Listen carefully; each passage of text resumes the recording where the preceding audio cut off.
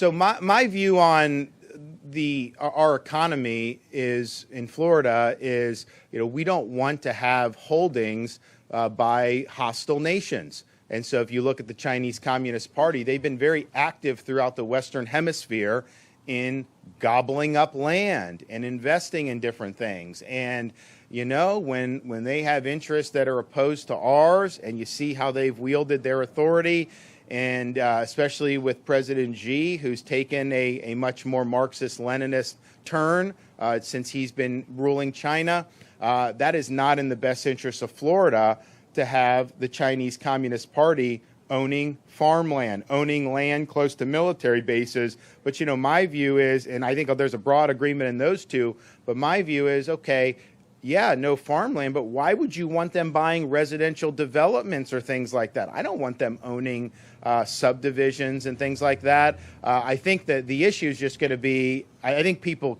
agree with that. The issue is going to be, yeah, obviously, if someone comes in and buys, it's not the CCP that's signing that. These are holding companies and all that. So you got to structure that in a way that will effectively police it. But yes, we do not need to have CCP influence in Florida's economy. We've already taken steps. We banned the Confucius Institutes from our universities and our state colleges, which they have used those Confucius Institutes across the country to basically bring propaganda into our universities, as if our universities don't have enough problems already.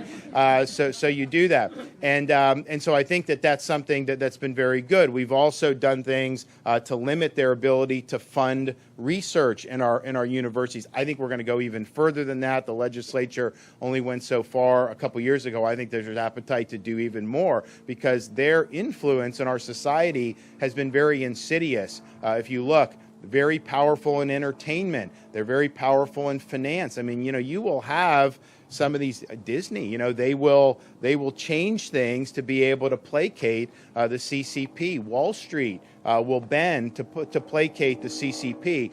But it's a larger issue, and we're just one. Yes, we are a pretty big fish now. I mean, I think we have the 13th or 14th biggest economy in the world if we were our own country in Florida. So, we're a force to be reckoned with. But, from the broader U.S. economy, we're way too intertwined with China economically, and it hurts us. It hurts our economic vitality. It hurts our security. I mean, when COVID hit, people needed all these supplies. I think like 100% of it was made in China.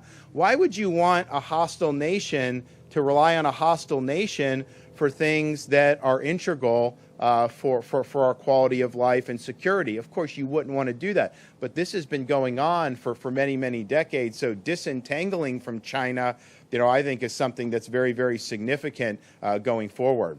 And,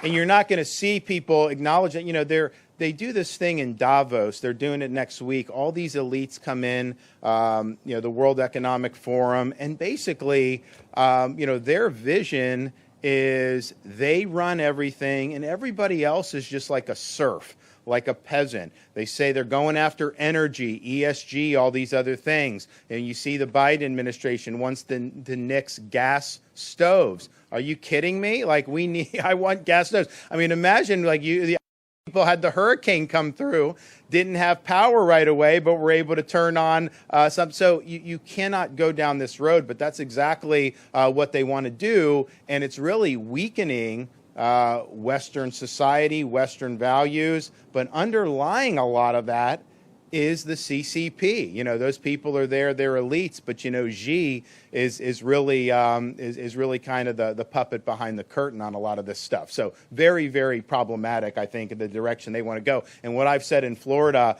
is that type of stuff coming out of Davos, those policies are dead on arrival in the state of Florida.